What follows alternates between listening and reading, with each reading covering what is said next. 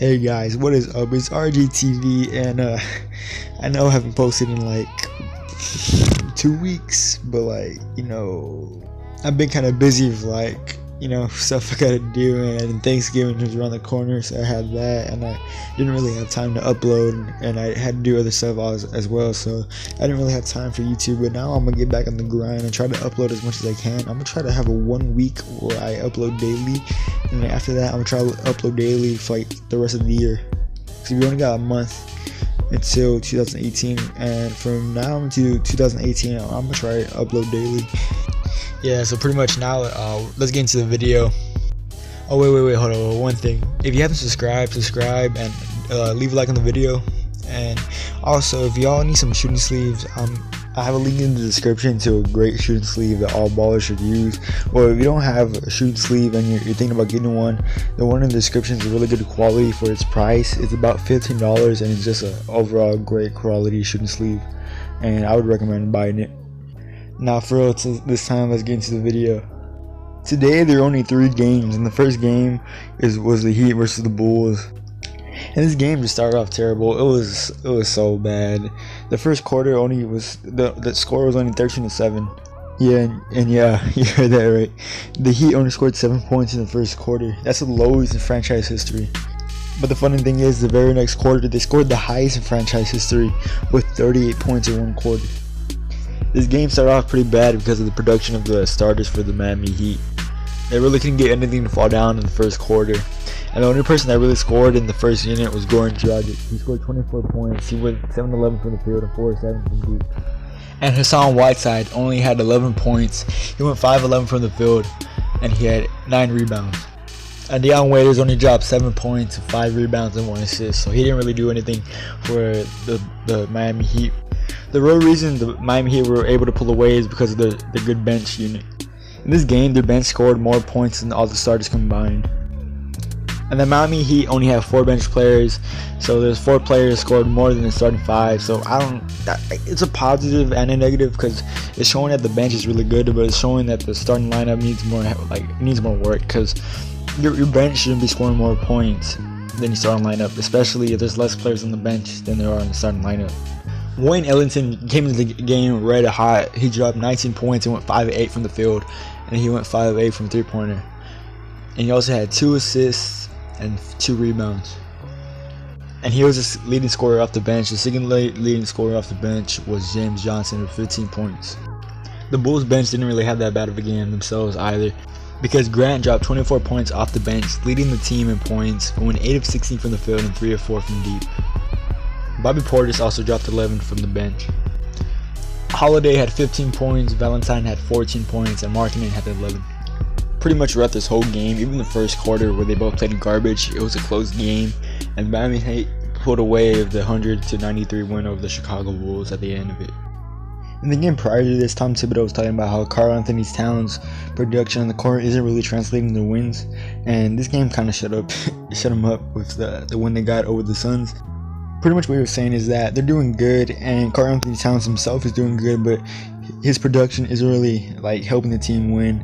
And this is a good step into the right direction, because he had a great game, and they also got the game. They won the game. So I'm pretty sure Tom Thibodeau is pretty happy with this win, even though they probably could have done better, because it's the Suns and they're the Timberwolves, and they're about a team that's about to be at least the 4th seed in the West that's stacked.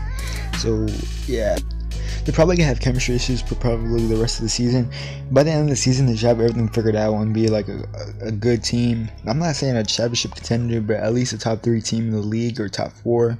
It depends how good the Rockets OKC do. But in the upcoming seasons, I really see this team going pretty deep in the playoffs, at least to the conference finals. The Warriors are probably still going to be beasts in 2 or 3 seasons from now, so we'll just have to wait and see what happens. But for this game, the Timberwolves were able to get the win over the Suns. And the best player on the floor of this game was Karl-Anthony Towns. He dropped 32 points. He went 12 of 26 from the field, 2 of 6 from deep. He also contributed with 12 rebounds and 2 assists. Every other starter for the Timberwolves contributed with double digits, except for Tyus Jones. He only scored 9 points, and he went in starting for Jeff Teague. He was out with a sore right Achilles tendon, so he didn't play, so Tyus Jones went in for him. And off the bench, Gorgie Dang scored 11 points in 20 minutes. And on the Sun side, Devin Booker didn't play because he had a right toe injury. So TJ Warren was the leading scorer with 18 points. He went to 7 for 14 from the field and 0 for 2 from deep.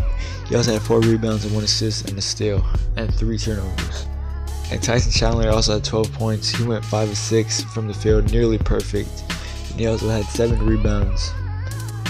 Tyler Ulis only had 4 points and Josh Jackson only had 5. But I think the biggest story is James off the bench had 26 points. He went 50% from the field, going 10 of 20 and 3 of 5 from deep.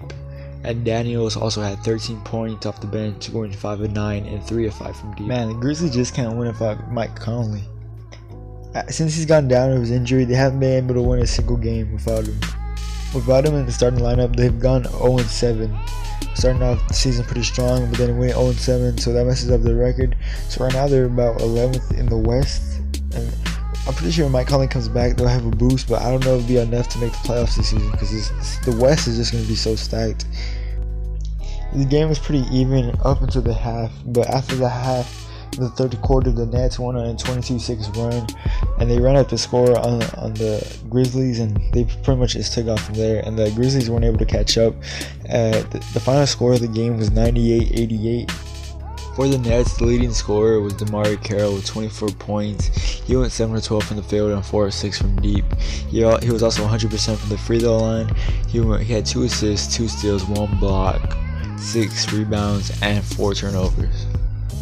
Their second leading scorer is Trevor Booker off the bench with 16 points and 6 of 10 from the field, and he went 100% from the free throw line as well, grabbing in 11 rebounds and 4 assists, also bringing in 1 steal and 1 block. Harris also had 13 points, and Dinwiddie also dropped 9. With Mike Conley out, Marc Gasol was carrying the offensive load with 18 points. He went 6 of 17 from the field, and he went 0 of 2 from deep. He also went 100% from the free throw line.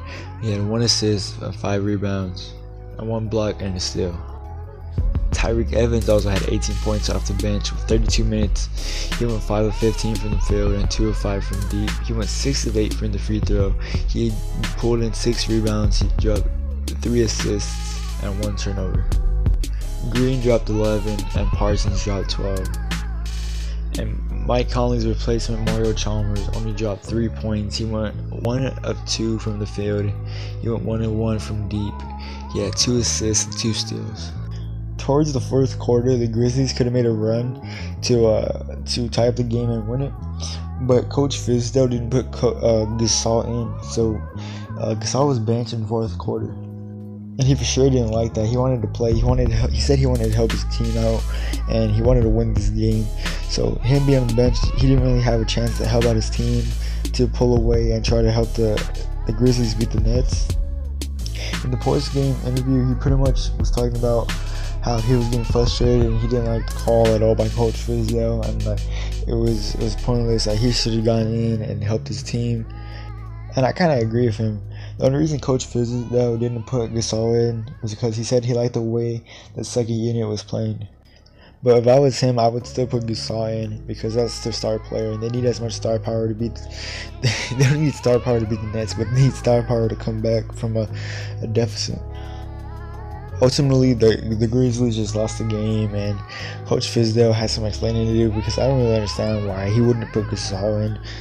He's the best player, and if I was him, I would put Gasol in. Yeah, and they just had interviews with Coach Fizdale and Gasol. That's pretty much happened after the game. They got a little heated, and that's pretty much all that happened. And yeah, that's pretty much it for today, guys. I hope you all enjoyed the video. Don't forget to leave a like and subscribe. And if you don't like, your eyebrows are gonna come off. And oh yeah, don't forget to get a shooting sleeve and yeet.